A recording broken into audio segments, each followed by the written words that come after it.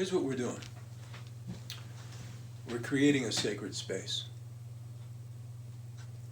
We're creating a sacred space out of thin air. It doesn't matter if it's outside, in a gym, in the south, wherever we happen to be, we're going to make that our sacred space. And one of the ways we make that space sacred is the way we behave in that space.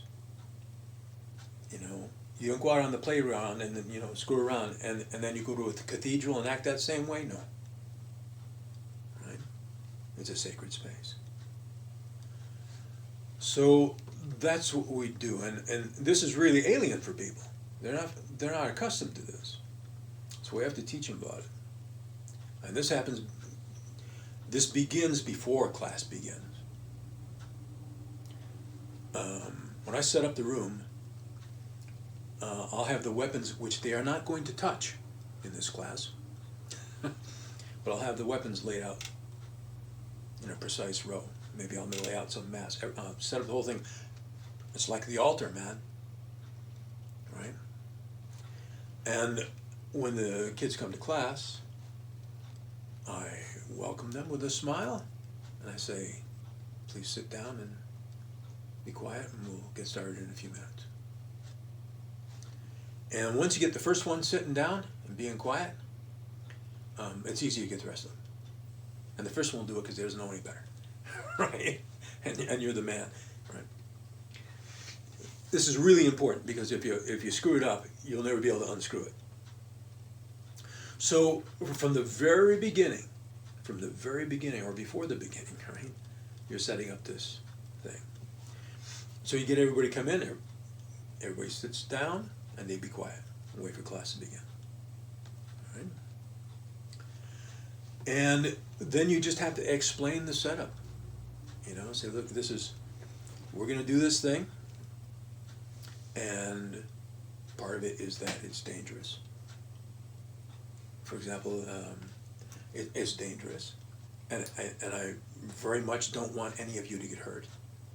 And so there are a couple of rules that we have to have. And one of the rules is there's no talking, just me. Unless you have to ask a question or answer one. And that's an important rule because I have to hear if anybody's having a hard time. And you have to be able to hear my instructions. And that can't happen if everybody's jabbering. So we'll make it simple. Nobody talks but me. And whatever other rules, you know. I have 2 rules for rules. Number 1, I never make a rule I don't need. And number 2, I never make a rule I don't enforce. First time, every time. If it's a rule and you don't enforce it, it's not a rule. It's just bullshit. You're just running your mouth. You don't really mean it, do you? And one of the things I want my students to understand is I mean what I say and I say what I mean. If I'm telling you this, it's not bullshit. I fucking mean it. Or I wouldn't be saying it.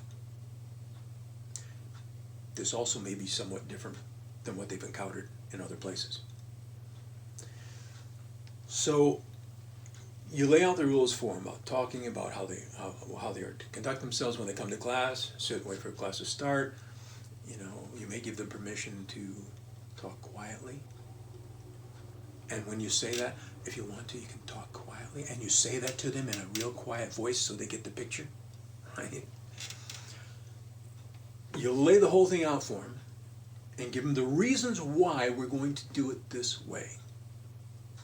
And then I want each of them individually to sign on. And I ask them, I'll look them right in the eye and say, do you understand those rules? And I want them to say yes. Not nod or anything. I want them to look at me in the eye and say, I understand. And then I ask, do you agree to those rules? You promise to go by that? I promise to go by it. Do you? And I make each of them promise, yep, deal me in, I'm in. I make each of them give me their word. So now, what happens? Let's suppose somebody strays from the righteous path, right? Well, in the first place, he gave me his word. So I'm not coming down on him for doing something to me. I'm coming down. You broke your word. You gave your word. this is important. This may be the most important fucking thing I ever teach you, is that when you give your word, you keep it. You keep it or you die. Try it. Which means also you better be careful about who you give your word to and what about. Right? So if somebody strays from the righteous path, right? They do something. Maybe one of the rules is, along with no talking, very specifically, you never give advice to another student. If a student, somebody next to you has a question, they ask me, because I'm the one who knows the answer.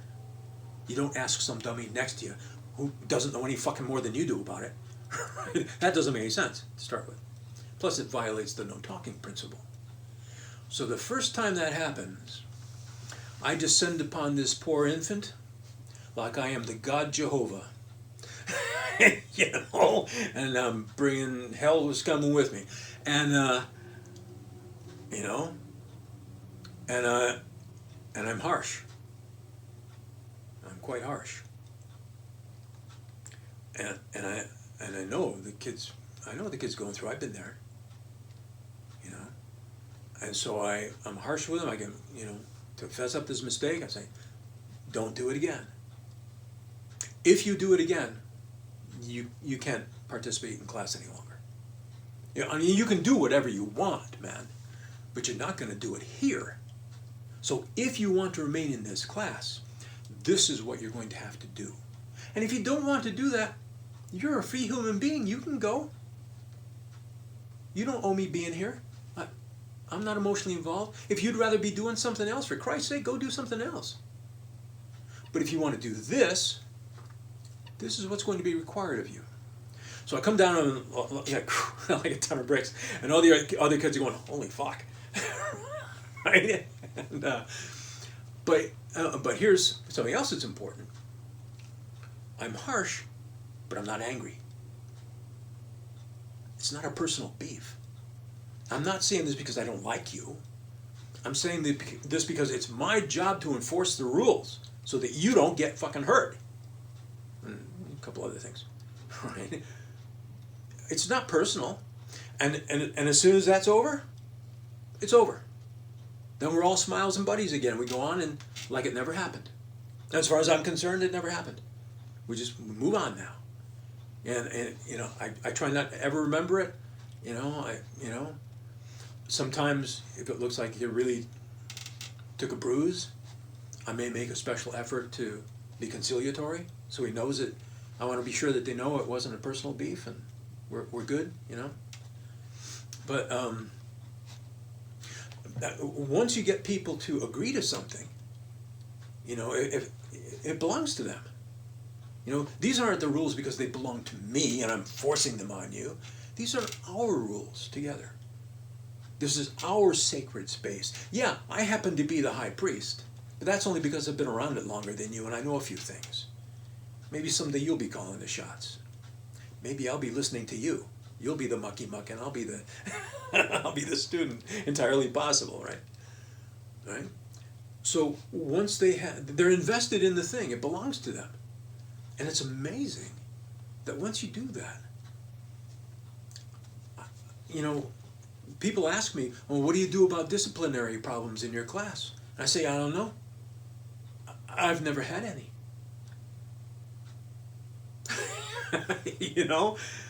And people come in, I've had parents come in or other teachers come in and stuff, and they look at their kids sitting there on the floor being quiet and waiting for class to start, and they say, what did you do?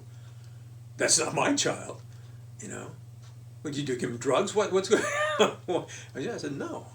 I treated them like thinking, feeling, responsible human beings, and they're acting that way. That's called the Pygmalion principle, by the way. You know what that one is? It's people tend to conform to the expectations placed upon them. After the story Pygmalion, you know, My Fair Lady.